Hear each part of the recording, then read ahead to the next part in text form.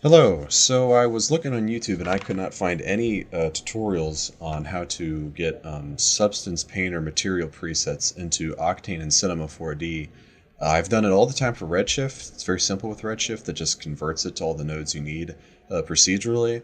But the Octane way is a little bit more convoluted, but there is a way that Otoy describes how to do, but there's no videos on YouTube, which is kind of surprising. So I thought I'd just make one to help people out.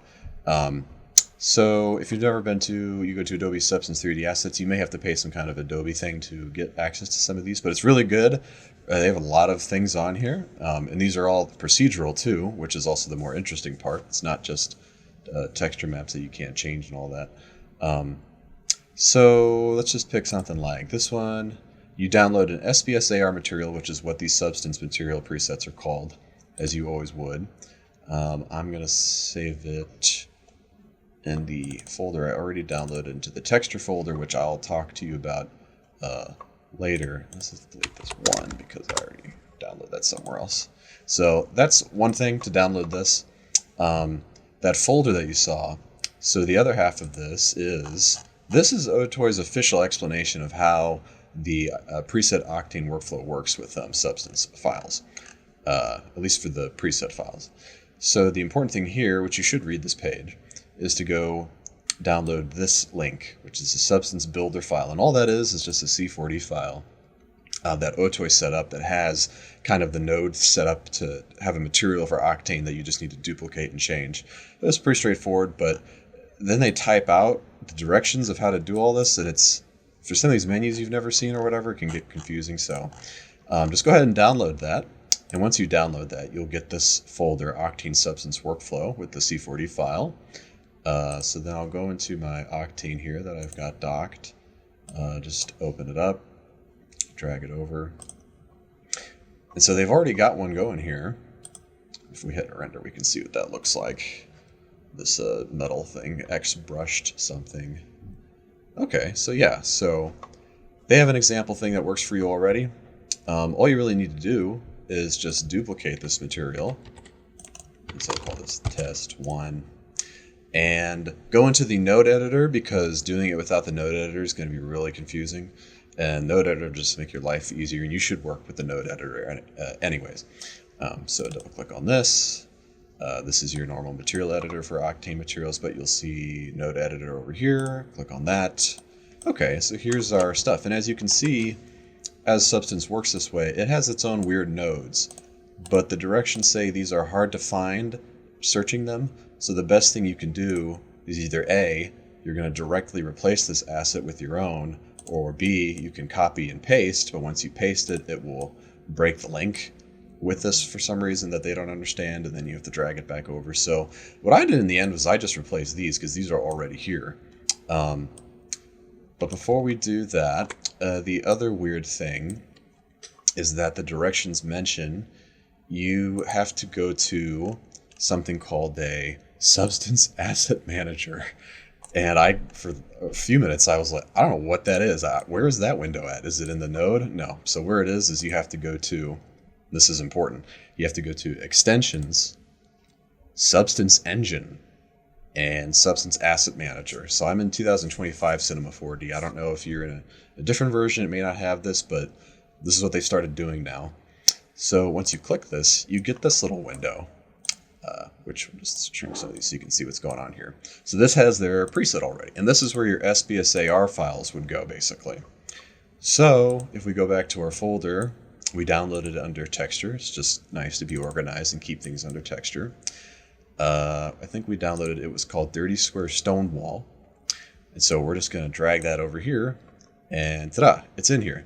Now you may have noticed it already made a material, but this is fake. Don't trust it. It's this is for C4D material, standard material. And I have seen them, they talk about going through this one too and changing it to work with Octane, but we're going to skip that. The best thing to do is just to stick with your duplicated test material you made. And so if we, like I said, we go into here, we had our node editor up already. Let me just close this window so we can see what we're doing. So I think the thing that threw me off, well, actually, do this first.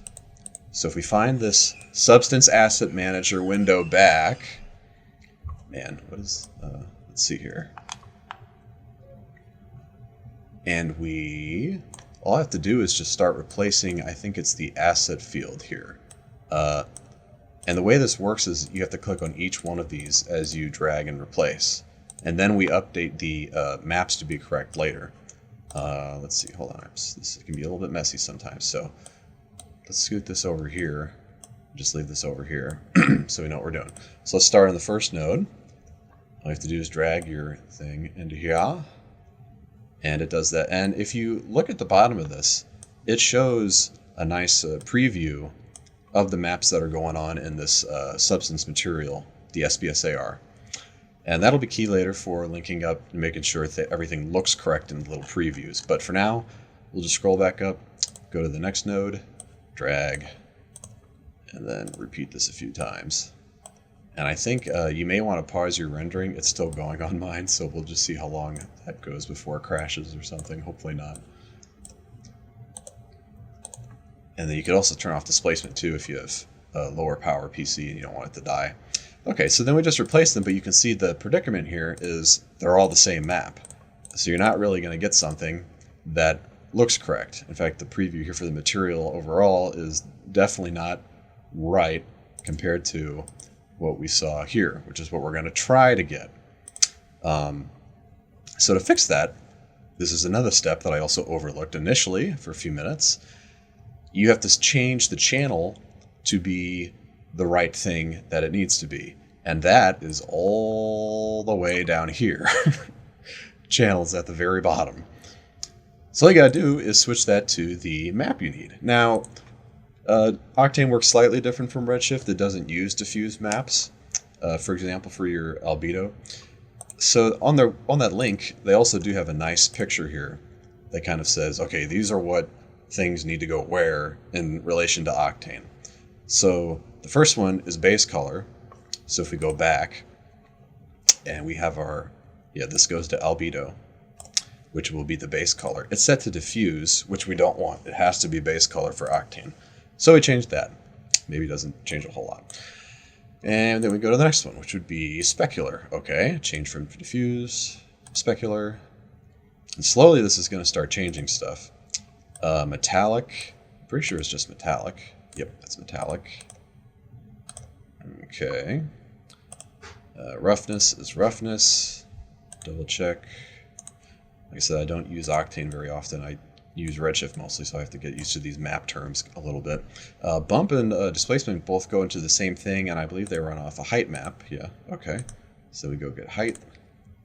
And then the last one, normal, is obviously going to be a beautiful normal map.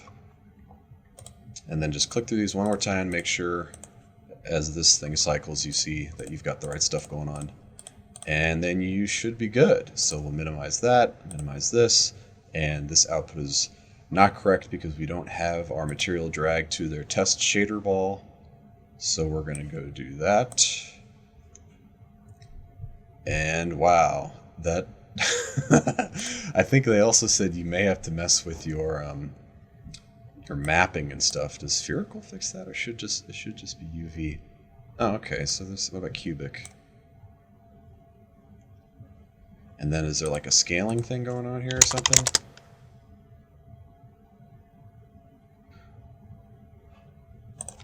Okay. So there's the displacement crazy maybe? Yeah. So definitely a scaling thing. Maybe the displacement's a little messed up. Where'd my node go? Let's go back to the node. Okay, so let's see, that's a height of 1. We start bumping this down a tiny bit or something. Is that why it looks so ridiculous? Could be. But you know, displacement in general, whether it's Octane or Redshift, you kind of have to figure out on your own to make sure it's working correctly, because otherwise it does goofy stuff. But yeah, maybe not so scaled down small. Make that more like 4 and 4. Cubic. You'd thought this would have worked with UV, but maybe it's a little bit different. What if we just made like a normal cube? And of course shrink it down because it's way too big. Oops. turn off the shader ball. Let's bring this up and then do some kind of like rotate like on the side here just to kind of get an more interesting angle on it or something. Okay, and then let's just reapply the material in general and then change it to cubic. Oh, okay, I see. Yeah, so there's definitely some scaling thing. And then as always with cubes, you have to like remember the edge thing. It's been a while for me for displacement to remember how that works with Octane in particular. Can you add a fillet edges on this? Does that play nicely with this stuff? Oh, okay, yeah, so that redshift is a little bit more of a pain when it comes to turning on the fillet radius and all that stuff. But there might be a way to hide your black edges and things like that. I'm not entirely certain. Let's go back to the node editor. Does the node editor go away every time I shrink it? Let's go back to 0.5. Exclusive stuff. What was it set to originally? 1? Which is pretty extreme. Yeah, okay. Okay, gosh, man. I'm so used to the redshift side of things. But I mean, yeah, it's not the worst, certainly. Once you get your scaling and other like texture things correct. Now you can also, wish you could do a test on this, I guess, while I have this going. Send a picture viewer. It's going to be tiny. Oh God. Oh, because it's locked or something. Let's do it like that. You can change the resolution, which is the whole point of the subsurface material system, is it's procedural. But I think it's easier if you go to Node Editor, and then you can select the material itself. You go to Basic, and it's not there. Do you have to go by each node? Oh, wait a minute. Or was it in the...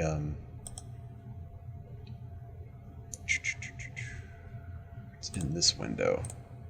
Yes, it's in this window. So the easy way to change your map resolution, instead of going channel by channel, is to just go back to your Substance Asset Manager. Remember, that's under Extensions, Substance Engine right here.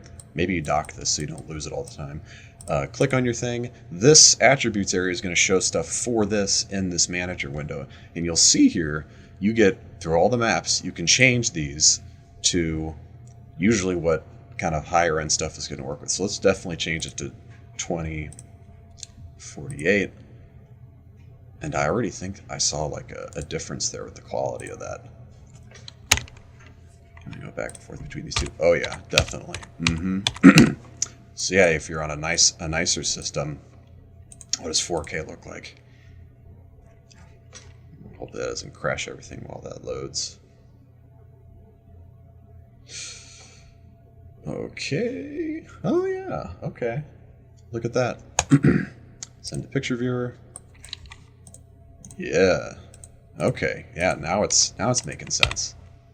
Definitely. Wow. That looks yeah, a lot better when you start upping the resolution. And that's just, you know, 3D stuff 101. You don't want to. I mean, you do want to work in the lowest maps you can get away with. That's a pretty efficiency strategy that people use. But if you're talking about like you're going to be up close and you need some high res and you got a lot of memory, maybe you have a 4090 or something, let's crash everything and set this to 8K, which might take a few minutes. Here, I'll fast forward this bit, see if it loads. Okay, so there we go. Yeah, that definitely took a lot longer for it to load that into memory and think about it. And I am on, did I change this to path tracing? Yeah, I did. Okay. So doing some path tracing on this, send it to picture viewer and our very tiny window here. It's interesting how it like shifts the displacement stuff around as you start to bump up. Not sure what's up with that, but maybe you can change that somehow. But overall, yeah, going from this to this, oh, it's so much better. Let's see if we can get it to really zoom in on this stuff, which is interesting. But I mean, yeah, compared to maybe these are a bit flatter or something. They're not as, oh yeah, they're definitely a little goofy looking, aren't they? But like I said, hopefully that gets you somewhere if you know what you're doing. And now you can really make cool stuff a lot better than I can, the guy who barely uses Octane. So, all right, hope this video helped. Thanks.